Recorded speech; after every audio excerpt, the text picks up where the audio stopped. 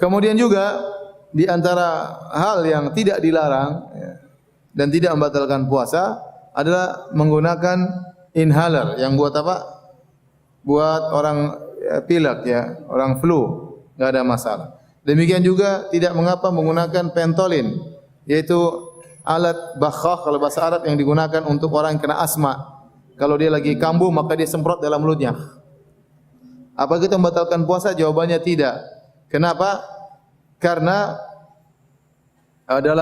dalam setiap itu cuma berisi oksigen yang dicairkan dengan tekanan yang disertai dengan obat-obatan. Ya, dan itu kalau sekali semprot cuma keluar sangat sedikit ya.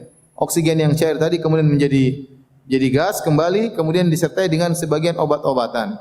Nah, obat-obatan tersebut tujuannya bukan untuk makan dan minum, tapi obat-obatan tersebut tujuannya untuk masuk ke paru-paru, itu maksudnya. Sehingga pernapasan bisa menjadi lebih segar kembali. Oleh karenanya meskipun dia masuk melalui saluran makan, mulut, tetapi dia tidak sampai ke lambung kata para ulama. Dia hanya sampai pada paru-paru. Masuknya obat yang sangat sedikit tersebut ke dalam lambung sangat diragukan. Sehingga untuk memastikan bahwasanya orang yang menggunakan alat tersebut batal susah. Karena hukum asalnya dia berpuasa. Kita tidak boleh mengatakan dia batal kecuali ada dalil yang tegas, ada kondisi yang jelas menunjukkan dia batal. Nah, tatkala dia menggunakan alat tersebut, obat-obatan yang masuk ke mulutnya belum tentu sampai ke lambungnya karena sedikit. Kemudian kalaupun masuk ke lambungnya, kata para ulama, dimaafkan. Karena dia tidak bermaksud untuk makan dan minum. Dia bermaksud adalah untuk pengobatan. Kenapa dimaafkan? Ya sama. Karena terlalu sedikit. Dan tujuannya bukan untuk makan dan minum. Contoh seperti siwak. Orang tatkala bersiwak tujuan dia bukan untuk makan siwak. Ya.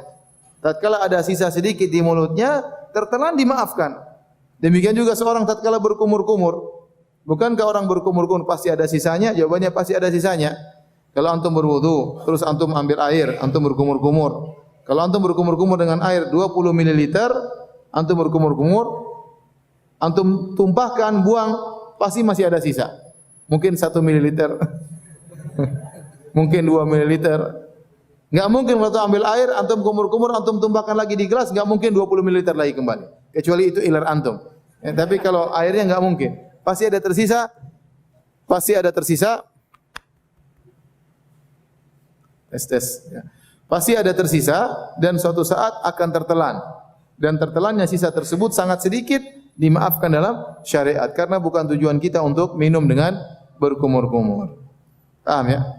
Jadi ini semua perkara-perkara yang tidak mengapa dalam berpuasa dan tidak membatalkan puasa dan tidak mengurangi pahala puasa sama sekali. Ya. Tidak mengurangi pahala puasa sama sekali. Yang seorang kalau misalnya dia puasa, dia di ruangan ber-AC terus dia malas keluar, enggak masalah. Ya, enggak ada masalah ya. Yang penting kewajiban dia kerjakan, yang haram dia tinggalkan. Yang penting dia tidak makan, tidak minum, selesai. Maka tidak mengurangi pahala puasanya sama sekali.